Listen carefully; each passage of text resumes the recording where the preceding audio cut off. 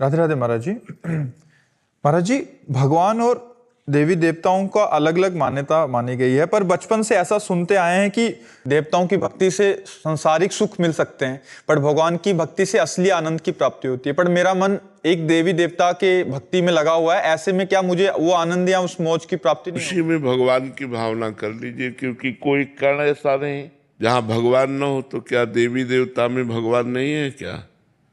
जब हम चराचर जगत में भगवान देख सकते हैं तो देवी देवता में भी भगवान देख सकते हैं। यदि हमारे अंदर ये भावना आ जाए कि ये देवता साक्षात भगवान है तो आनंद की प्राप्ति होने लगेगी। किसी भी देवता या किसी भी देवी में यदि हमारा भगवत भाव हो जाए, जैसे रामकृष्ण परमहंस जी ने माँ काली में ही भगवान का भाव कर लिया कि परब्रह्म परमात्मा ही माँ काली के रूप में है, तो सब साक्षात्कार हो गया, सब कुछ प्राप्त हो गया।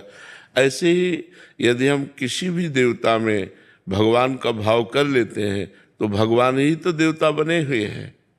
मूल में तो सबके भगवान ही विराजमान हैं, इसलिए वो भगवान। पर हमारी श्रद्धा भगवान में होनी चाहिए। जैसे हम सूर्य भगवान, चंद्र भगवान, इंद्र भगवान, हम भगवान में लाएं कि ये स्वयं भगवान इंद्र बने हुए हैं, स्वयं भगवान चंद्र बने हुए हैं, स्वयं भगवान सूर्य बने हुए हैं, स्वयं भगवान ही गणपति बने हुए हैं, स्वयं भगवान ही समस्त देवी देवताओं के रूप में। ऐसी हम भावना करें तो भगवत प्राप्ति हो जाएगी।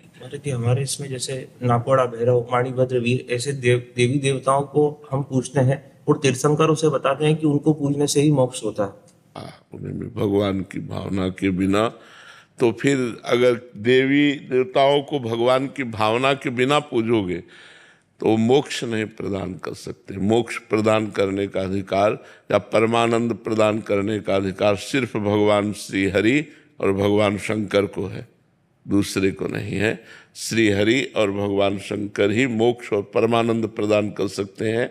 और समस्त जितने भी देवता आदि हैं ये एक सीमा तक आपको सुख दे सकते हैं, लौकिक, परमानंद नहीं। अगर उन्हीं में हम भगवान की भावना कर लें तो वो आपकी वृत्ति भगवान तक पहुंचा देंगे, जिससे परमानंद की प्राप्ति हो जाएगी। भगवान की प्राप्ति तो देखो एक भूत से हो गई तुलसीदास जी को। काशी में गंगा पार करके शौच जाते थे तो जो शौच का बचा हुआ पानी होता था ऐसे फेंक देते थे, और उस पेड़ पर एक प्रेत रहता था, और प्रेत अपवित्र पानी पीता है तो कई दिन पीने के बाद वो तृप्त हुआ और प्रकट हो गया। तुलसीदास जी से कहा कि अब आप जो चाहो हमसे मांग लो। तो उन्होंने कहा आप कौन हो? उन्होंने कहा मैं प्रेत हूँ। तो बोले मैंने तो आपकी आराधना की नहीं। तो उन्होंने कहा आराधना नहीं हुई पर अनजाने में आराधना हो गई। आपने जो अपवित्र पानी फेंका उससे मेरी तृप्ति हो गई, अब आप बताओ क्या? तो उनका सिया राम के दर्शन करा दो। तो कहा इतनी सामर्थ्य नहीं, हमारी इतनी सामर्थ्य नहीं है कि मैं सिया राम के दर्शन करा दूं। उपाय बता सकता हूं, उपाय से पक्का सिया राम के दर्शन हो जाएंगे। तो उनका बताओ। तो बोले तुलसी घाट में जब रामचरित्र का गायन किया जाता है, भगवान की कथा होती है, तो उस समय महावीर परम महाभागवत बजरंगबली हनुमान जी महाराज आते हैं। उनके चरण पकड़ लो, वो सिया राम जी के दर्शन करा देंगे। तो उनका हम पहचानेंगे कैसे? बोले सबसे पहले आते हैं और सबसे बाद के जाते हैं, और मलिन वस्त्र होता है, वृद्ध स्वरूप होता है। तुलसीदास जी उस दिन गए तो जो ही कथा शुरू हुई तो सबसे पहले आकर हनुमान जी महाराज बैठ गए, मलिन कपड़ा पहने ऐसे वृद्ध रूप में। तुलसीदास जी दृष्टि रखते रहे, और जब सब चले गए तो हम प्रणाम करके वो चले, जो ही चले सो पीछे लगे। पीछे लगे तो भागे हो।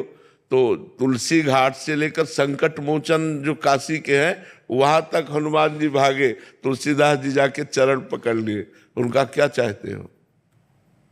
तो उनका प्रभु